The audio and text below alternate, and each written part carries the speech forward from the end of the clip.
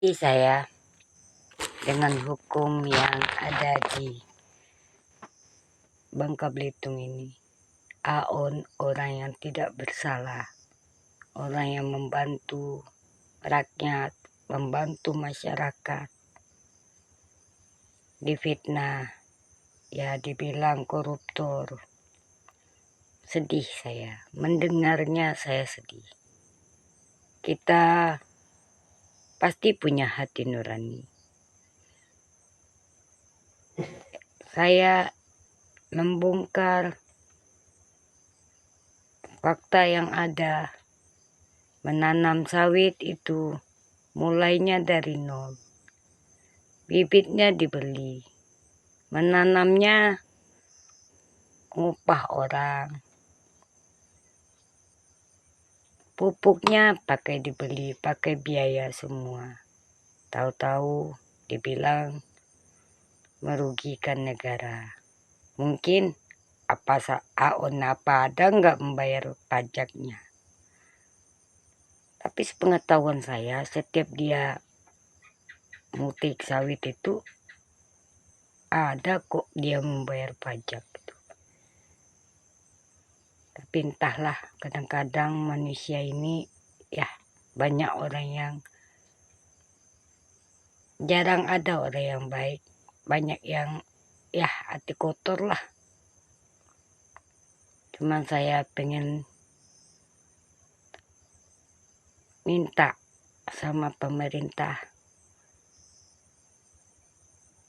tolong teliti dulu sebelum bertindak atau menyita aset orang. Tindak lebih lanjut, tengok dulu, lihat dulu apa benar apa kagak, apa ini salah apa kagak. Harus detail dulu sebelum memberi keputusan.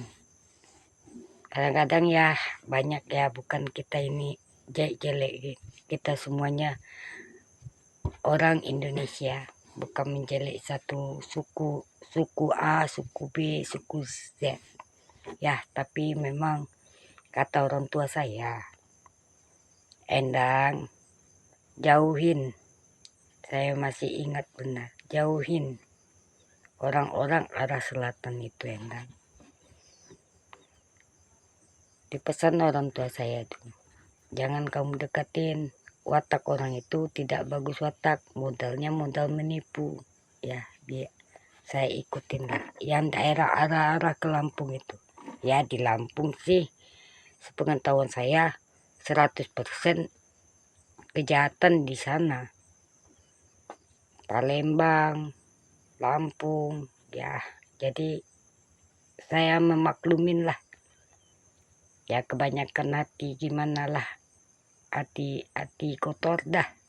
Cuman biarlah mereka akan sadar sendiri, karena karma itu pasti ada. Saya yakin itu.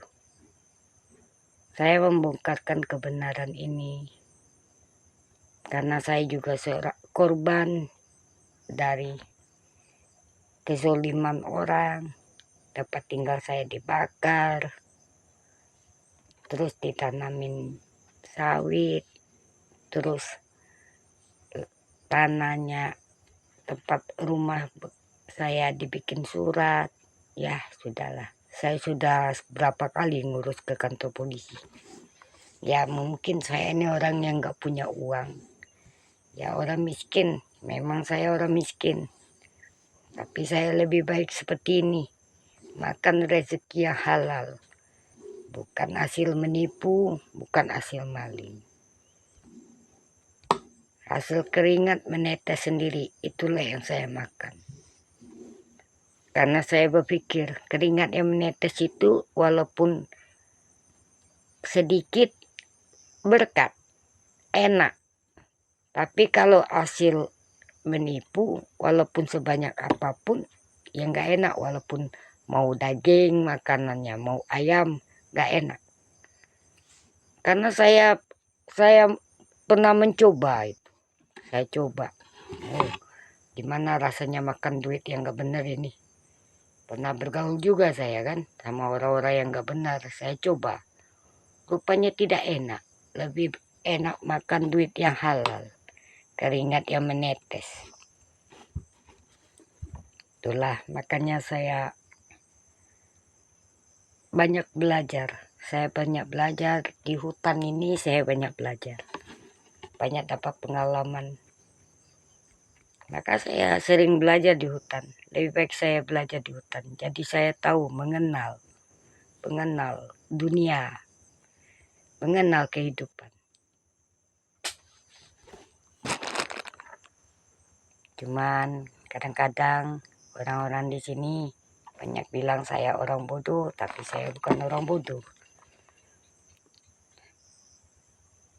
Saya dari kecil TK dah diajar sama dinasihatin sama orang tua, Endang, lebih baik kamu seperti ibarat padi yang merunduk. Semakin merunduk, semakin berisi. Saya belajar dengan ilmu padi, semakin saya merunduk, semakin berisi.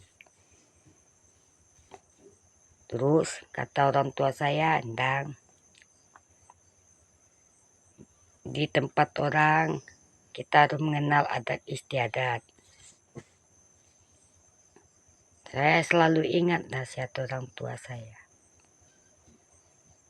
Jangan mencari musuh sama orang.